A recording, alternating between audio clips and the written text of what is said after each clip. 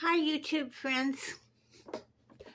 Well, I promised you I would show you uh, when my Temu Haul got here, what I got. And I wanted to also tell you a little bit more about the campaign because we actually, the crew here at the house decided on the adventure they want to go on, and you can join in if you like. So, to start off with, from Temu, the dice tray,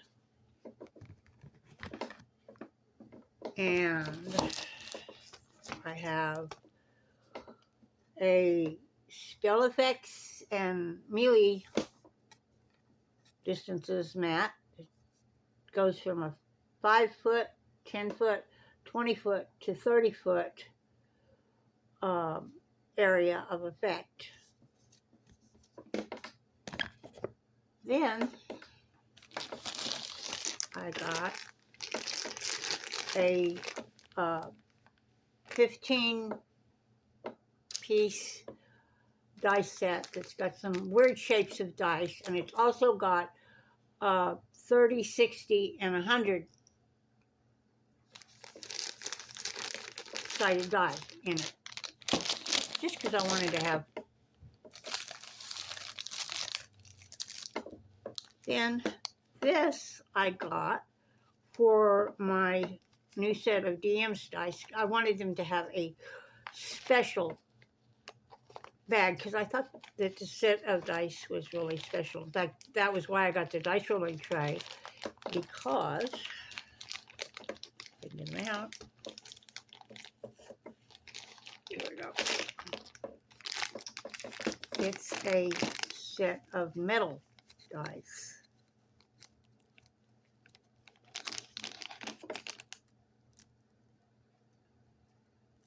And of course, the bag is not wanting to cooperate with me for opening it.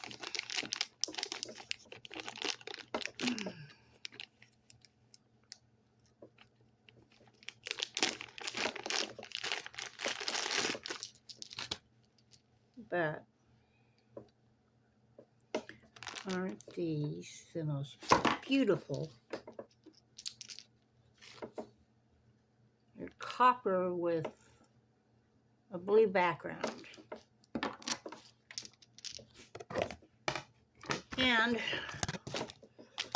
it's better to have a dice rolling tray for these so they don't tend to scar up the table. So, yeah. Little dragon eye. Then I got some of these gold colored coins. I don't know if I can. There you go. Just for the coins of the realm.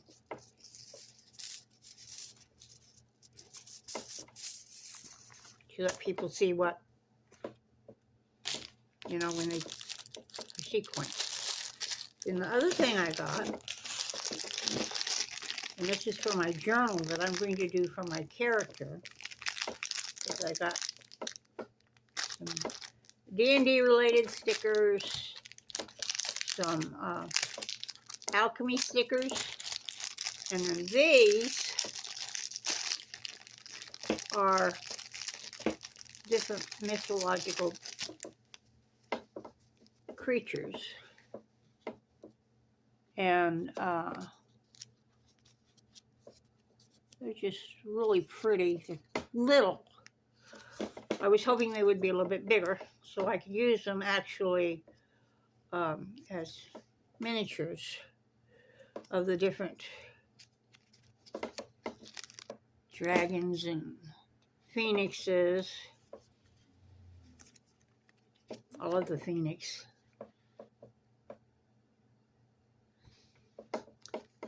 And there's a snow beast in here, and This one's a fire beast. So, yeah, it's really pretty. I've got a bunch more stickers coming in as well, because I ordered some more D&D related stuff.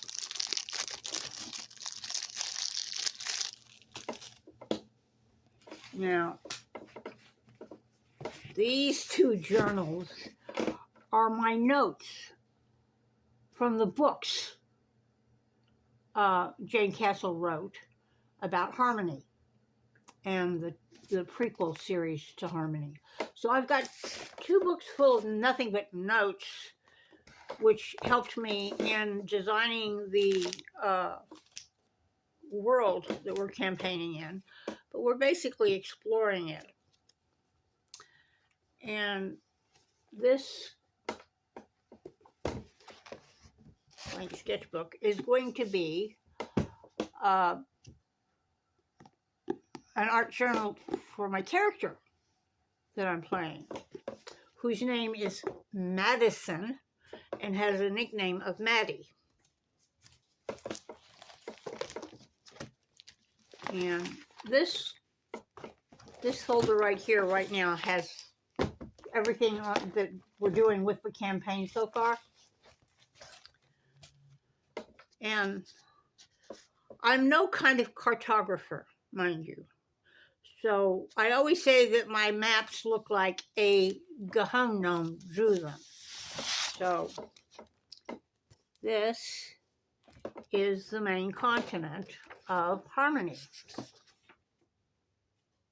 And there's mountains here, and I don't know if you can see the desert colored in yellow, and forest and what have you, but that's, and this is one of the towns.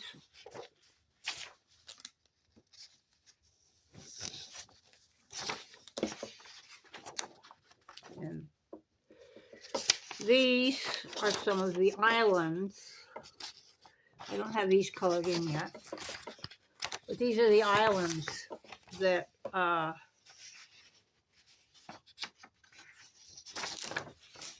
a part of the campaign world. And I told you that I was going to have everybody decide which rumor they wanted to follow, because I wanted it to be highly interactive. And so the crew at home, and there were 4 of us, decided that we would take the first rumor, that was the monsters were escaping from the preserve and terrorizing the people of Rain Shadow, the little town of Shadow Bay. So we wound up, dropped from our planet of origin, and you use any character class in D&D or basic fantasy or Palladium systems or Rift worlds, any player character class. And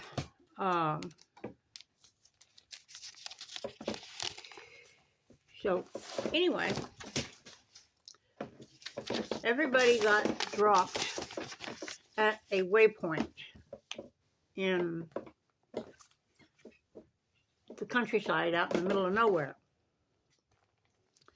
And we wound up, all we had on us was an empty backpack, a money belt that was inside our pants that was full, and the clothes that we were wearing.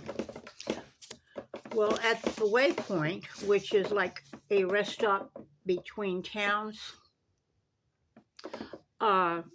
it has like 5 or 6 little buildings on a big parking area for caravans, wagons, you know, with horses, and automobiles, because in the towns, in the bigger towns, they do have animatronic powered automobiles, and out in the country, though, more likely they're going to have just like farm wagons and horses. So here we are at the waypoint. We just got dropped off just outside of it, and we woke up and realized that we needed to find out more about where we were. And we went to the waypoint, and there's like 5 or 6 buildings, one of which was a tavern and inn. So we go in and order the cheapest meal we could and a pitcher of ale or beer or whatever. And so, okay, the travelers are humans and alien humanoids that appear either very human or elf-like. This, and the character classes included a technomancer, psionic character, a psi-mage, an apprentice wizard, and a rogue. That was our 4 people. I was the psi-mage. And my boyfriend was the technomancer artificer. I'm going to pull this down because I'm starting to get hot. And you can tell my chemo hair is starting to go back, and I'm really pleased about that.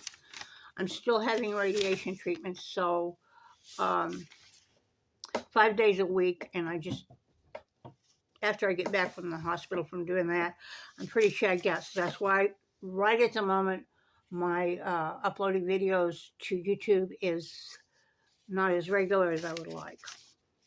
So here we are. We've got the cheapest on tap ale and a meal, and the meal was a meal of soup and bread. And we started hearing the rumors of several quest options, and decided on the Rain Shadow Island after hearing 2 men over by the bar dressed in khaki-colored cargo pants and black button-down shirts that had buttons of amber, talking about the problems that the village of Shadow Bay was experiencing.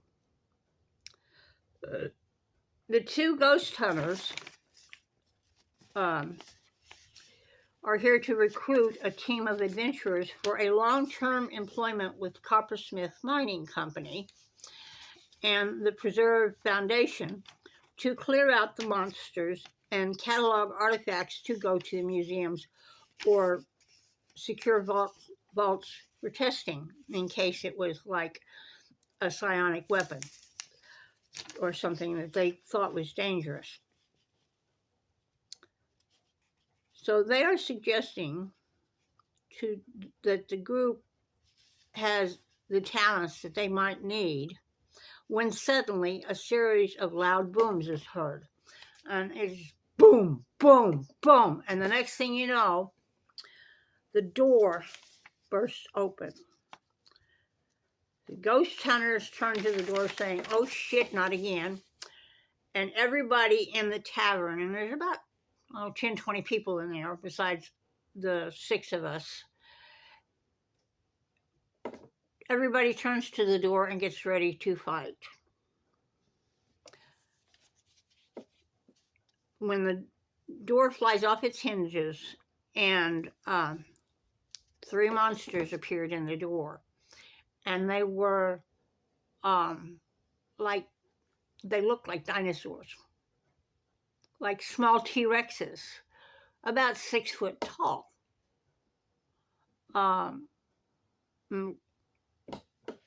So the ghost hunters generated 2 balls of green energy right in front of the monsters, which they halted their movement forward at that point.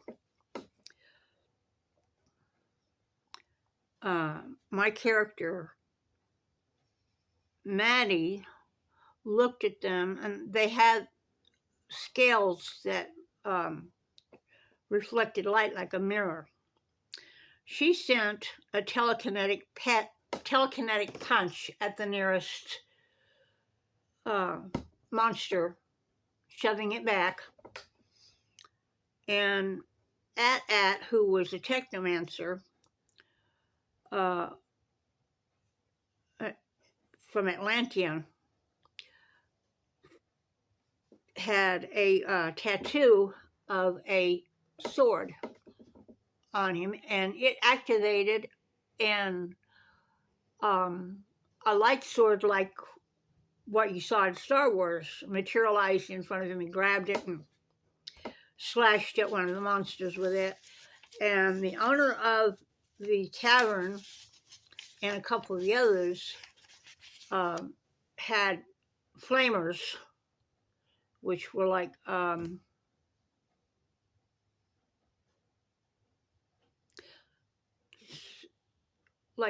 small pistols, but they shot flames instead of bullets. And the rogue pointed a mag-res that he had picked up from somewhere. And a mag-res is a energy type pistol that is powered by amber. Amber's a really important stone on Harmony. And it's not exactly like the fossilized tree resin that we call amber here on Earth, but they call it amber.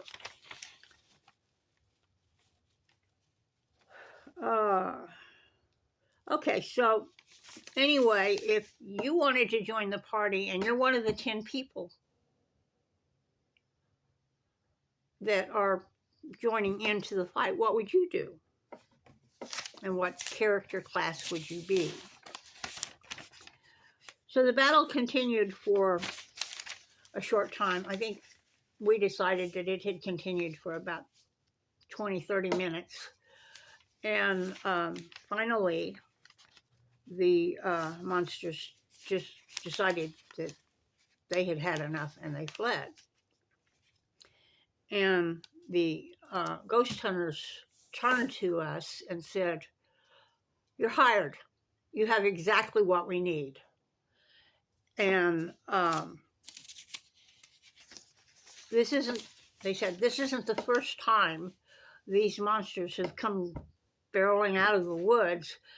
They're coming up from a underground area that normally during the daytime they're asleep. They only come out at night when the fog starts rolling in. And you look outside and there's this very dense gray-green fog that just glows. So, for your part in saving the tavern from destruction by the monsters, the tavern keeper said, "Your lodging this night is free," and he gifts each of you with a small bag of 5 gold, plus a fire starting kit, pen, and paper to add to your packs. The ghost hunters tell you that your salary is to be 300 gold pieces for a month's work in the preserves. And they pull out a phone.